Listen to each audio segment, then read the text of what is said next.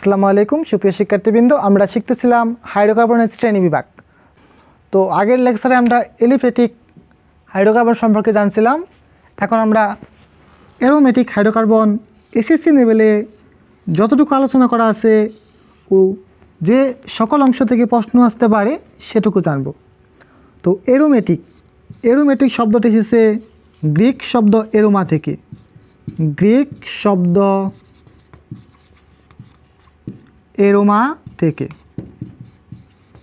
এরোমা থেকে অ্যারোমেটিক শব্দটি এসেছে গ্রিক শব্দ এরোমা থেকে। আর অ্যারোমেটিক অর্থ হলো সুগন্ধ। অ্যারোমেটিক অর্থ সুগন্ধ। প্রথমে যে অ্যারোমেটিক যৌগগুলো পাওয়া গিয়েছিল সেগুলো ছিল সুগন্ধযুক্ত, আর এজন্যই এই অ্যারোমেটিক নামকরণ করা হয়। তবে বর্তমানে কিছু বাজে দুর্গন্ধযুক্ত অ্যারোমেটিক যৌগ পাওয়া যায়। তোমাদের বইয়ে যে দুটা অ্যারোমেটিক যৌগ দেওয়া আছে সে দুটো আমরা এখন লিখব। একটা হলো বেনজিন, আরেকটা হলো ন্যাপথলিন।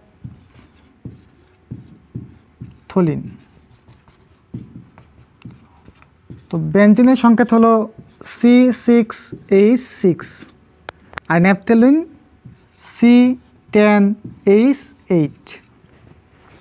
তো দেখো এখন আমরা বেনজিনের গাঠনিক সংকেত রাখবো। কার্বন কয়টা? 6টা। 1টা কার্বন, 2টা কার্বন, 3টা কার্বন, 4টা কার্বন, 5টা কার্বন, 6টা কার্বন। তো আমরা এভাবে লিখে ফেলবো। তারপর প্রত্যেকটা কার্বনের সাথে হাত যোগ করে দেব। এরকমভাবে হাত যোগ করে দেব। এরপর যে কোনো একটা থেকে দ্বিবন্ধন শুরু করব। এটা থেকে যদি শুরু করি, এটার পরে একটা বাদ দিব, পরেরটা আরেকটা দিব। তো এটার পরে আমরা একটা বাদ দিব, তারপরে আরেকটা দিব। অ্যারোমেটিক যৌগে একটা বৈশিষ্ট্য হলো এদের মধ্যে একান্ত দ্বিবন্ধন থাকবে। তার মানে কি, একটা দ্বিবন্ধন, তারপরে একটা একক বন্ধন, তারপরে আবার দ্বিবন্ধন, তারপরে আবার একক বন্ধন। তো এটাকে বলা হয় একান্ত দ্বিবন্ধন। তো দেখো কার্বনে কয়টা হাত পূর্ণ হইলো? 1টা হাত, 2টা হাত, 3টা হাত। আর কয়টা হাত লাগে? 1টা হাত। এই 4টা হাত। আরেকটা হাত হাইড্রোজেন দ্বারা পূর্ণ হবে। এই কার্বনে কয়টা হাত পূর্ণ? 1টা হাত, 2টা হাত, 3টা হাত। তো আরেকটা হাত লাগে। সেমভাবেও 1টা হাত, 2টা হাত, 3টা হাত। এখানে একটা হাত লাগে। একইভাবে এখানেও একটা হাত লাগে, এখানেও একটা হাত লাগে। তো এই কার্বনে কয়টা হাত? 1টা হাত, 2টা হাত, 3টা হাত, আর একটা হাত লাগে। তো এটাই হলো বেনজিনের গাঠনিক সংকেত। তো এই গাঠনিক সংকেতটা আমরা এভাবে লিখতে পারি। এভাবে কি, একটা দ্বিবন্ধন দিব, পরে একটা ঘর ফাঁকা, আরেকটা দ্বিবন্ধন দিব, এগর ফাঁকা, এগর ফাঁকা। তো এটাও কি বেনজিন। এখন আমরা ন্যাপথলিনের গাঠনিক সংকেত দেখব। ন্যাপথলিন কত? C10H8। তো C10 1টা, 2টা, 3টা, 4টা, 5টা, 6টা। বেনজিনের মতো তাকাবো। তো যেহেতু C10, তারপরে আমরা এই পাশে আবার নিব একটা। দেখো এখানে একটা আছে, তো আমরা এখানে যদি একটা দেই, তো এর সোজাসুজি একটা দিব, আর এর সোজাসুজি একটা দিব। তো এখন দেখো কয়টা কার্বন হয়েছে? 1টা, 2টা, 3টা, 4টা, 5টা, 6টা, 7টা, 8টা, 9টা, 10টা। তো এগুলো কার্বন কি করব? আমরা যুক্ত করে দিব হাত দ্বারা।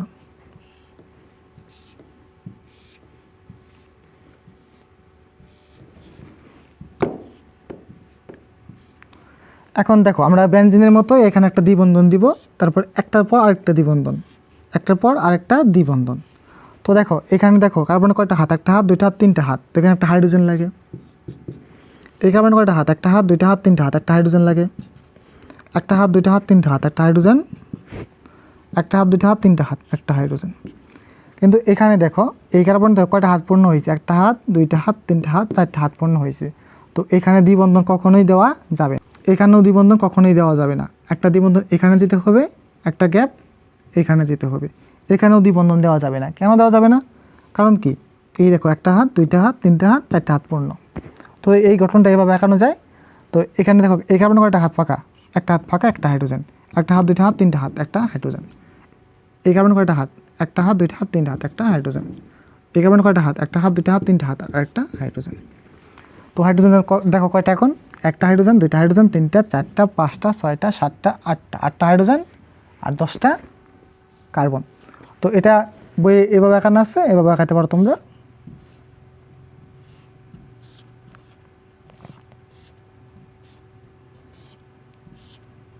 তো ফার্স্টে এখানে শুরু করবা, তারপর এখানে একটা, তারপর এখানে একটা, এখানে একটা, এখানে একটা, এই মাঝখানে দেওয়া যাবে না। তো এটা কি? ন্যাপথলিন। ন্যাপথলিন।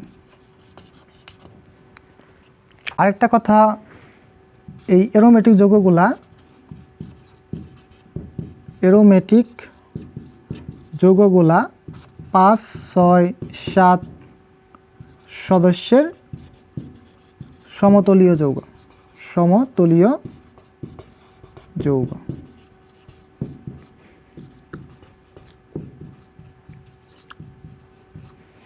তোমাদের জন্য একটি গুরুত্বপূর্ণ প্রশ্ন হলো যে বেনজিন বা ন্যাপথলিন এগুলা কেন অ্যারোমেটিক যৌগ ব্যাখ্যা করতে বলে। তো আমরা সেটাই শিখব, সেটা শিখব হাকেল নিয়মের মাধ্যমে। তো হাকেল নিয়ম কি বলছিল? হাকেল নিয়ম। হাকেল নিয়ম। হাকেল নিয়ম বলে যে সকল সমতলীয় চাক্রিক যৌগে 4n+2 সংখ্যক সঞ্চারণশীল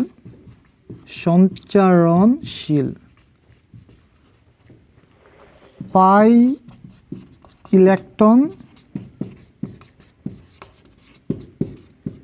বিদ্যমান থাকে, বিদ্যমান থাকে, যেখানে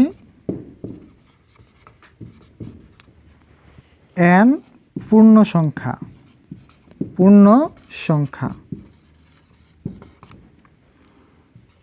সে সকল যৌগকে অ্যারোমেটিক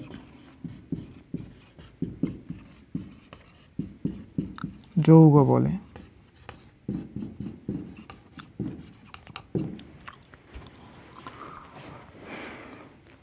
তো হাকেল নিয়মে বলা হয় যে সকল সমতলীয় চাক্রিক যৌগে 4n+2 সংখ্যক সঞ্চারণশীল পাই ইলেকট্রন বিদ্যমান থাকে, যেখানে n হলো পূর্ণ সংখ্যা কোনগুলা?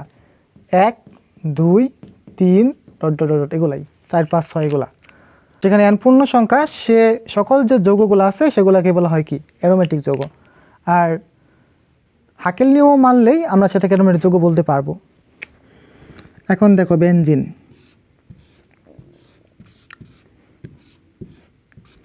তো মনে রাখবা, যদি একক বন্ধন থাকে সেটা কি? সিগমা বন্ধন। একটা বন্ধন থাকলে কি বন্ধন? সিগমা বন্ধন। আর যদি দ্বিবন্ধন থাকে বা ত্রিবন্ধন থাকে, তো প্রথম একটা সিগমা, বাকিটা কি? পাই বন্ধন। এখানে প্রথম একটা সিগমা, পর দুইটা কি? পাই বন্ধন। তো এখানে দেখো, তাহলে এই একটা একক বন্ধন, এই একটা কি? এটা পাই বন্ধন। তা পাই বন্ধন কয়টা এখানে? 1, 2, 3টা। তো পাই বন্ধন 3টি। যদি পাই বন্ধন 3টি হয়, তো প্রতিটা পাই বন্ধন 2টা করে ইলেকট্রন থাকে। তো পাই ইলেকট্রন সংখ্যা হবে, পাই ইলেকট্রন সংখ্যা 3 × 2 = 6, 6টি। হাকেল তত্ত্ব অনুসারে 4n+2 = এই 6 সংখ্যাটা লিখতে পারি। তো এখানে 6। তো দেখো n এর মান কত আসে? এই দুইটা ওই পাশে গিয়ে মাইনাস হবে, তারপরে 4n = 4, n = কত আসে? 4/4। তাহলে n = 1। তো 1 একটি কি? পূর্ণ সংখ্যা, তাই বেনজিন হাকেল নিয়ম মানে। আর হাকেল নিয়ম মানে বলেই বেনজিন একটি অ্যারোমেটিক যৌগ। তো পরীক্ষা খাতায় এটা কিভাবে গুছিয়ে লিখবে? প্রথমে হাকেল নিয়ম যেটা আমি লিখে দিয়েছি সেটা বলবে, বলার পর বেনজিনের চিত্র আঁকাবে, আঁকানোর পর লিখবে এখানে পাই বন্ধন সংখ্যা 3টি, এখানে পাই বন্ধন সংখ্যা 3টি, তাহলে পাই ইলেকট্রন সংখ্যা এতটি। তারপরে লিখবে এখন 4n+2 = এই সংখ্যাটা। তারপর যদি n পূর্ণ সংখ্যা আসে তাহলে অ্যারোমেটিক যৌগ, আর যদি পূর্ণ সংখ্যা না আসে তাহলে অ্যারোমেটিক যৌগ নয়। তো এখন আমরা ন্যাপথলিনেরটা চেক করব, যেটা অ্যারোমেটিক নাকি অ্যারোমেটিক না। ন্যাপথলিন।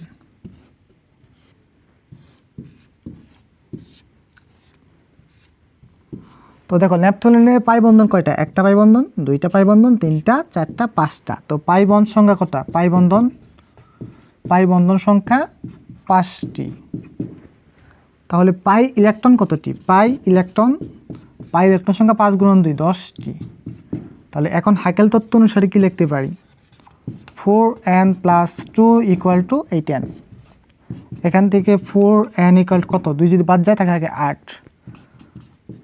তো n যদি আমরা এপাশে ভাগ করে দিই 4 দ্বারা, n এর মান আসে 2। তো n এই 2 কি পূর্ণ সংখ্যা? তাহলে এটি একটি অ্যারোমেটিক যৌগ। তো এটা পরীক্ষা কীভাবে গুছিয়ে লেখে? প্রথমে হাকেল নিয়মটা লিখবে, লেখার পর লিখবে, তারপরে ন্যাপথলিনের গাঠনিক সংখ্যাটা লিখবে, লেখার পর এখানে পাই বন্ধন সংখ্যা দেখাবে, পাই ইলেকট্রন সংখ্যা দেখাবে, তারপর হাকেল নিয়ম অনুসারে যদি n পূর্ণ সংখ্যা আসে তাহলে এটি অ্যারোমেটিক যৌগ। তো এখন একটা যৌগ দেখো,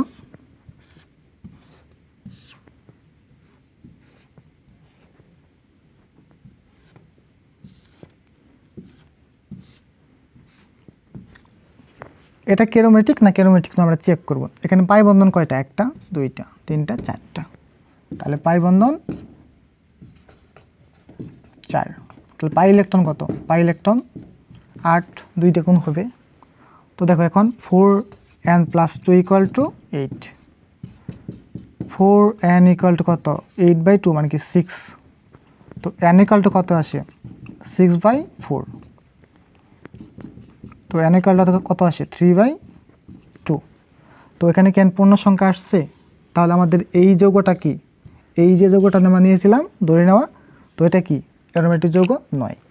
তো আশা করি এখন অ্যারোমেটিক যৌগ এবং অ্যারোমেটিক যৌগ নয় এভাবে তোমরা বুঝতে পারবে এবং খুব সহজেই এই অংশ থেকে প্রশ্ন আসলে তোমরা উত্তর করতে পারবে। সম্পূর্ণ ভিডিও দেখার জন্য অসংখ্য ধন্যবাদ। আসসালামু আলাইকুম।